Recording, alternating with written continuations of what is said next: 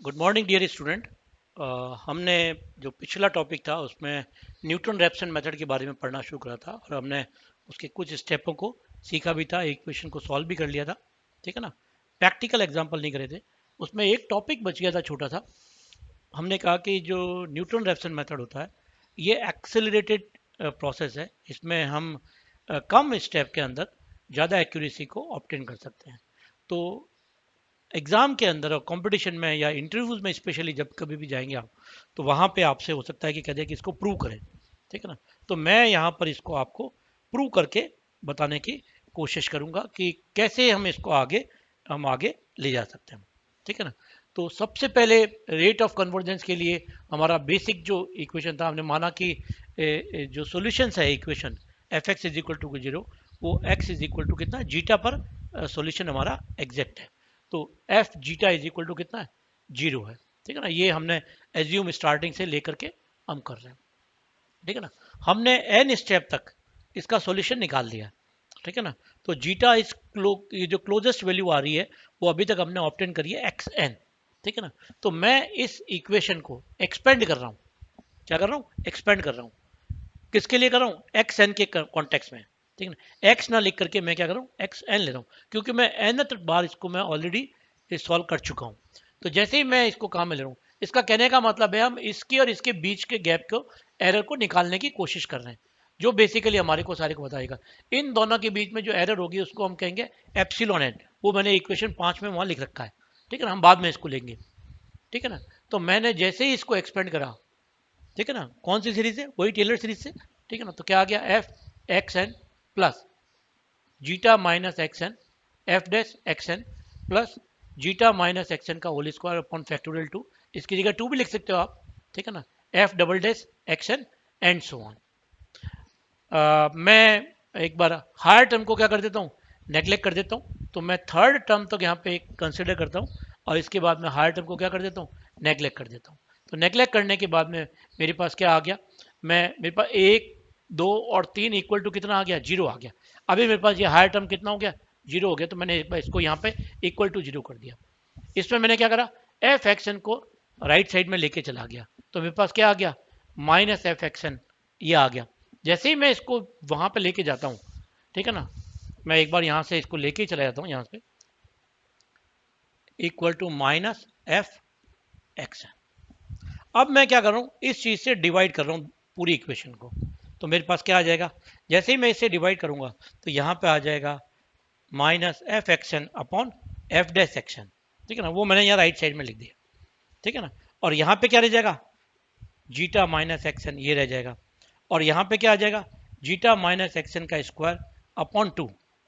ठीक है ना। और क्या आ गया, एफ डबल डैश एक्शन तो यहाँ पे है ही है, मगर डिवीजन में क्या आ जाएगा, एफ डैश एक्शन और अपने पास आ जाएगा। ठीक है ना। इसको मैं इक्वेशन नंबर क्या, दो कह रहा हूँ। ठीक है ना। अब हम जानते क्या है, हमने जो न्यूटन मेथड पढ़ा है बेसिकली, उसमें हम जानते हैं एक्स वन इक्वल टू होता था x zero plus F x zero upon f dash x zero. ये हमारे पास होता था। मैं एन प्लस वन के लिए लिख रहा हूँ। तो ये इक्वेशन क्या बन जाएगी, x N plus one minus x n equal to x n minus f x n upon f dash x n. ये अपने पास इक्वेशन नंबर कितनी हो जाएगी, तीन हो जाएगी। तो अब मैं ये जो वैल्यू है, ये वाली वैल्यू और ये वाली वैल्यू, ठीक है ना, हम देख रहे हैं दोनों क्या हो रही है, सेम आ रही है। ठीक है ना। तो मैं इक्वेशन तीन से f x n upon f dash x n की वैल्यू को निकाल करके कहाँ सब्सटीट्यूट कर देता हूँ, दो नंबर में सब्सटीट्यूट कर देता हूँ। तो दो नंबर में सब्सटीट्यूट करने के बाद मेरे पास वैल्यू क्या आती है, अगर मैं इसकी वैल्यू को निकालना चाहूँ तो मैं एक्स एन को उधर ले जाऊंगा। तो मेरे पास हो जाएगा f x N plus one minus x n बराबर कितना हो जाएगा, ये इक्वेशन नंबर इससे मिल जाएगा। तो इसको और इससे मैं पुट करता हूँ तो मेरे पास क्या आ गया, x N plus one minus x n equal to कितना आ गया, जीटा माइनस एक्स एन, ये ऐसा का ऐसा मैं लिख रहा हूँ, प्लस एक बटा दो जीटा माइनस एक्स एन का whole square f double dash x n upon f dash x n. X n और एक्स एन मेरे पास क्या हो गया, कैंसिल आउट हो गया। ठीक है ना। ये दोनों मेरे पास क्या हो गए, कैंसिल आउट हो गए। तो ये इक्वेशन क्या बच गई, x N plus one equal to zeta plus एक बटा दो जीटा माइनस एक्स एन का स्क्वायर और ये चीज के बारे में आ गया। अब मैं जीटा को यहाँ पे लेके आ जाता हूँ। देखिए एक्स एन मेरे पास मैंने एनथ वाली वैल्यू को निकाला था, एरर के अंदर जो वैल्यू थी उसको मैंने एप्सिलॉन एन पहले ही कह रखा था। तो x N plus one minus zeta क्या हो जाएगा, वो एरर का क्या हो जाएगा, एन प्लस वनथ ऑर्डर हो जाएगा। ठीक है ना, तो ये अपने को ध्यान रखना है कि वो अगर एनथ ऑर्डर है तो मेरे पास ये इक्वेशन आ गई, x N plus one minus zeta equal to 1/2 epsilon minus zeta minus x N का होल स्क्वायर। ठीक है ना, एक्स एन का होल स्क्वायर, और ये वैल्यू एज इट इज है। अब देखिए ये एक्स एन माइनस जीटा क्या है अपने पास, एक्स एप्सिलॉन एन है, तो इसकी वैल्यू कितनी हो जाएगी, माइनस एप्सिलॉन एन का होल स्क्वायर, माइनस और माइनस प्लस हो जाएगा। तो मैं इसकी जगह क्या लिख सकता हूँ, इसकी जगह मैं लिख सकता हूँ एप्सिलॉन एन का स्क्वायर, 1/2 ये है ही है, ये वैल्यू मैंने एज इट इज यहाँ पे रख दी। हम चाहें तो यहाँ पे इसको मोर एक्यूरेट करने के लिए इसको जीटा यहाँ पे वैल्यू रख सकते हैं, और ये वाली जो वैल्यू है इसको मैं क्या लिख सकता हूँ, एरर एन प्लस वन। तो हम देखते हैं कि एरर एन और एन प्लस वन में क्या रिलेशन है। सबसे इंपॉर्टेंट जो चीज़ यहाँ पे मिल रही है कि जो एरर नेक्स्ट स्टेप में आ रही है वो पहले वाले स्टेप की एरर का कितना है, स्क्वायर है। स्क्वायर है मतलब एरर क्या हो रही है, तेजी से कम हो रही है। ठीक है ना, क्योंकि एरर ऑलरेडी पॉइंट्स के अंदर है, तो पॉइंट्स में क्या हो रहा है, स्क्वायर हो रहा है, तो क्या हो जाएगा, तेजी से कम होगा। मान लो 0.001 है, तो अगली बार में क्या हो जाएगा, 0.401 हो जाएगा।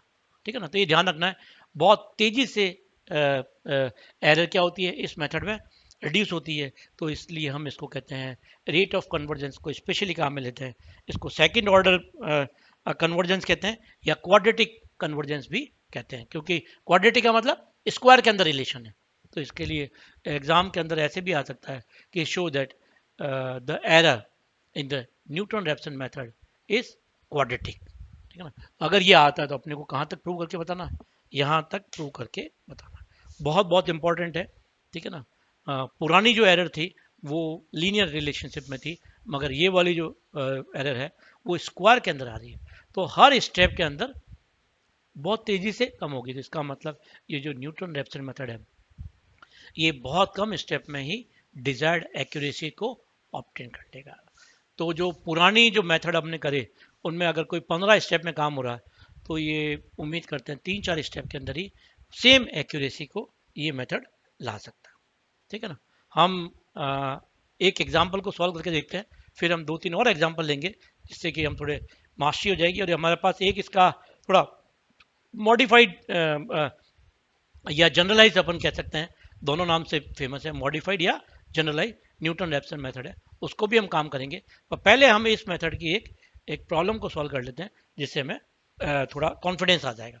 ठीक है ना, तो let us take an example of this method, और उस मेथड में हम निकालते हैं कि जितना भी हम डेसिमल में काम करेंगे, तो आप अपना कैलकुलेटर को खोल लीजिए और खोल करके इसको अपन को काम करना है।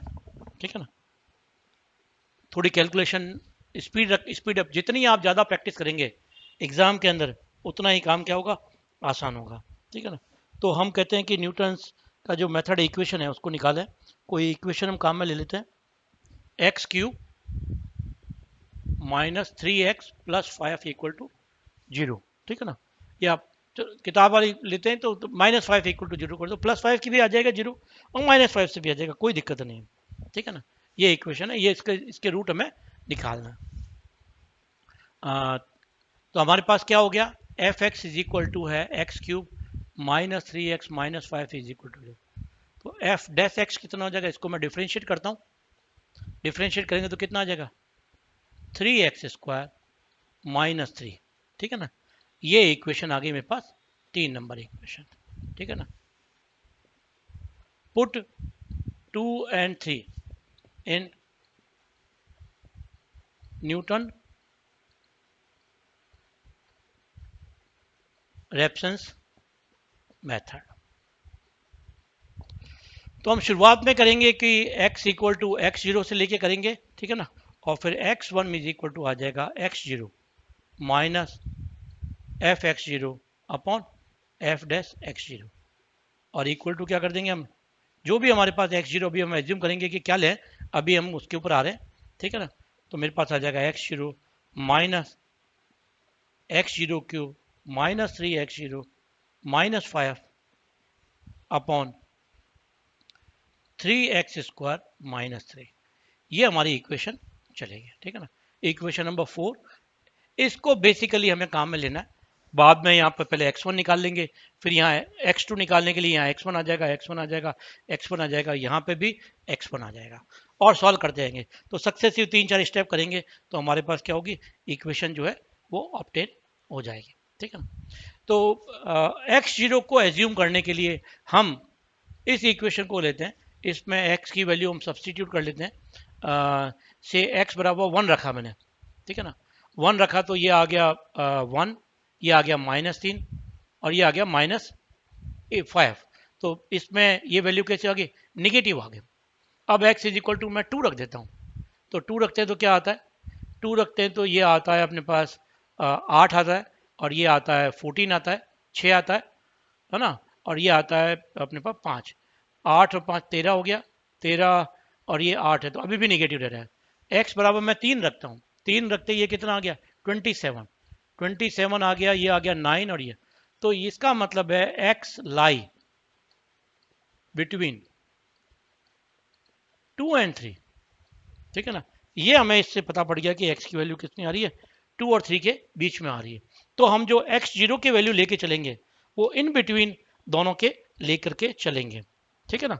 और हम स्टार्ट करते हैं कि जो इनिशियल वैल्यू लेके चलें वो 2.5 एवरेज लेके चलते हैं।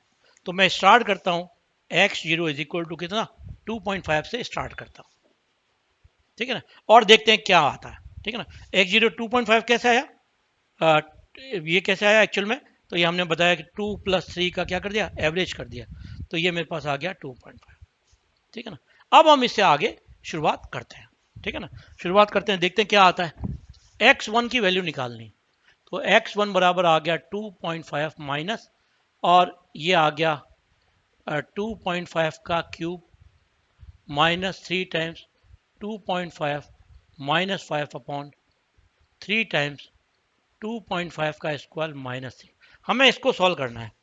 तो इस इक्वेशन को सॉल्व करने के लिए हम अपने कैलकुलेटर का यूज़ करेंगे, और कैलकुलेटर से प्रैक्टिस करेंगे उतना अच्छा काम होगा, ठीक है ना। जहाँ कहीं भी काम आए आप आराम से इसको करें, ठीक है ना। कैलकुलेटर की थोड़ी प्रैक्टिस करेंगे तो बहुत काम क्या हो जाएगा, अच्छा हो जाएगा, ठीक है ना। तो चाहें तो आप इसकी वैल्यू को अलग निकाल लें, इस वाली वैल्यू को अलग निकाल लें, और फिर क्या करते हैं, सॉल्व कर दें, ठीक है ना। तो मैं सबसे पहले इसको वैल्यू को निकाल लेता हूँ, ठीक है ना। अपने पास है 2.5, 2.5 का क्यूब करना है, ठीक है ना।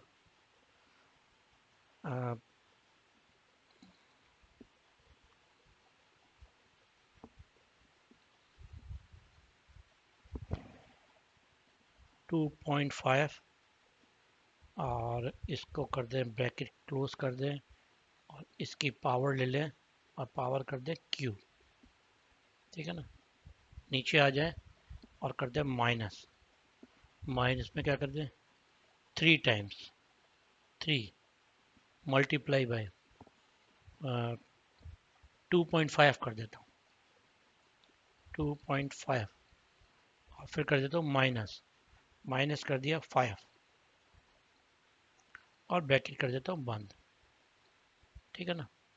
और इसको पूरे को डिवाइड ही कर देता हूँ मैं, ठीक है ना। अभी मैं पूरे को कर देता हूँ और डिवाइडेड बाय, ये तो ऊपर वाला हो गया, अब मैं नीचे वाले को करता हूँ डिवाइडेड बाय 3,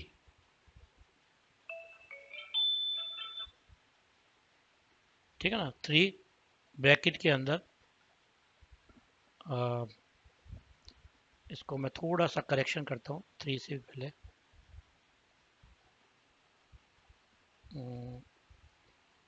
एक ब्रैकेट लगाता हूँ, फिर 3 करता हूँ 3, और आगे आता हूँ 2.5, और ब्रैकेट बंद करता हूँ, इसका स्क्वायर कर देता हूँ, इसका स्क्वायर कर दिया, और अपॉन में क्या कर लिया, माइनस कर रहा हूँ, और ये 3 कर रहा हूँ, और क्या कर दूँ, ब्रैकेट को क्या कर दूँ बंद कर दूं, ठीक है ना। ये इसको सॉल्व करने पर मेरे पास वैल्यू आती है, ये आती है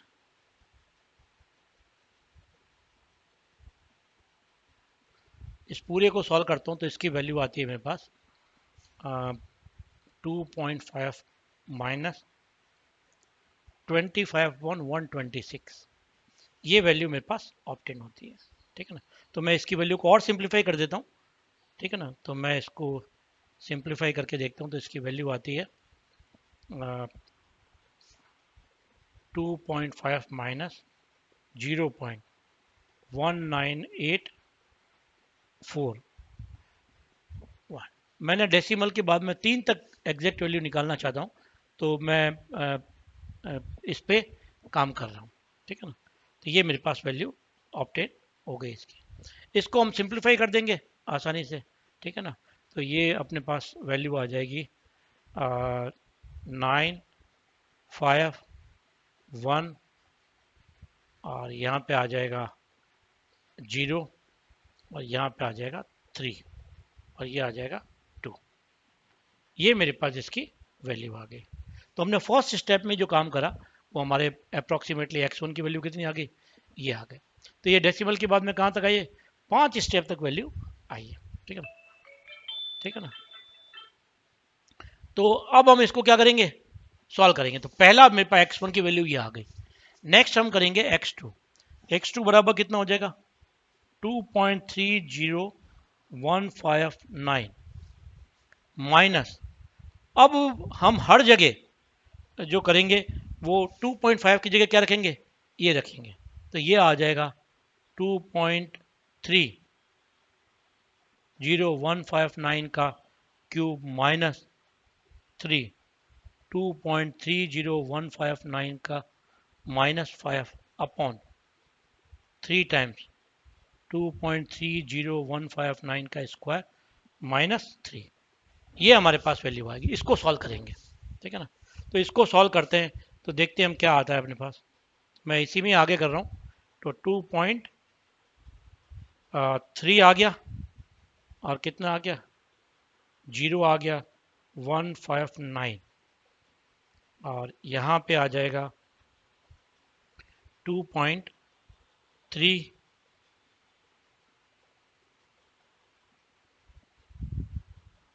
0159, ठीक है ना। ये वैल्यू आई। और आगे भी चलते हैं हम, आगे हम करेंगे तो 2.30159 एक रहा। इनको सॉल्व करते हैं तो हमारे पास जो वैल्यू आती है वो ये आती है x2 is equal to 2.30159 minus 0.21962 और इसको सिंप्लीफाई करें, ठीक है ना। तो हमारे पास वैल्यू आ रही है, ठीक है ना।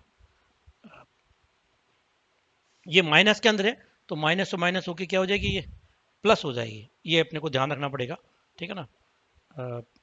तो हमारे पास वैल्यू आ जाएगी, ये आ जाएगी। और इसको सिंप्लीफाई करें तो हमारे पास वैल्यू आ जाएगी 2.11 का 1 कैरी 1 हो जाएगा, 11 12 के 2 कैरी 1 हो जाएगा, 10 11 का 1 कैरी 1, तो ये हो जाएगा 2 और ये हो जाएगा 5, ठीक है ना। ये हमारे पास वैल्यू ऑब्टेन हो जाती है इसकी, ठीक है ना। थोड़ा सा मुझसे गलती हो गई एक्चुअल में, ये यहाँ पे 0.0 है, 0.0 है, ठीक है ना। और ये वैल्यू माइनस की, तो इसको सिंप्लीफाई करेंगे तो हमारे पास वैल्यू देखते हैं क्या आती है, 7 आती है और 9 आ रही है, ठीक है ना। और नेक्स्ट आ जाएगी मेरे पास 1 आ जाएगा और 1 के बाद में मेरे पास आ जाएगा 8 आ जाएगा और 8 के बाद में आ जाएगा 7 आ जाएगा, ठीक है ना। और 2 पॉइंट समथिंग आ जाएगा। ये वैल्यू हमें इसकी एग्जैक्टली ऑब्टेन होती है। आप प्रैक्टिस कीजिएगा थोड़ी सी, क्योंकि इसको सॉल्व करना सबसे ज़्यादा जरूरी है। ठीक है ना, सॉल्व करेंगे, जितनी प्रैक्टिस करेंगे उतना ध्यान रखना है। गलती किसी से भी किसी भी स्टेप पे हो सकती है, तो एक बार गलती अगर अपन ने कर दी तो हमें पकड़ में नहीं आएगी, तो ध्यान से काम करना है इसमें। ठीक है ना, अब हम जो x2 की वैल्यू x3 की वैल्यू रखेंगे वो नेक्स्ट में ये रखेंगे। तो अगर हम इसको रख के सॉल्व करें तो वो हमारे पास अप्रॉक्सीमेटली आ जाती है 2.79321 आ जाती है। ठीक है ना, ये। और अगर अपन x4 करें तो x4 में वैल्यू आ जाएगी 2.793, और आगे का और वैल्यू आती है। ठीक है ना, 4142 के करीब आती है, ये वैल्यू आती है। हमारे जो डेसिमल के बाद में 3 पॉइंट जो आ रहे हैं वो दोनों क्या हो रहे हैं, सेम आ रहे हैं। तो हमारे पास x की वैल्यू क्या होगी, x की वैल्यू होगी 2.793। ये हमारी क्या आ गई, वैल्यू आ गई। इस तरीके से हम सवालों को अपने हाथ से करेंगे, सॉल्व करेंगे तभी अपने को आएगा। तो आप अपने कैलकुलेटर से करें, कुछ भी करें। ठीक है ना, अपना कैलकुलेटर अपने पास खुद के पास रखें। ठीक है ना, और उसी से सॉल्व करना है, नहीं तो प्रैक्टिस होगी नहीं, है ना, समझ में भी नहीं आएगा। ठीक है ना, तो आप थोड़ी प्रैक्टिस कीजिए और सॉल्व। मैं अगली टर्म पे एक जनरलाइज मेथड करा करके एक और एग्जांपल ले करके सॉल्व करेंगे इसको। ठीक है ना, थैंक यू वेरी मच। तब तक आप प्रैक्टिस करते रहिए और अपने आप को मजबूत करते रहें। Thank you.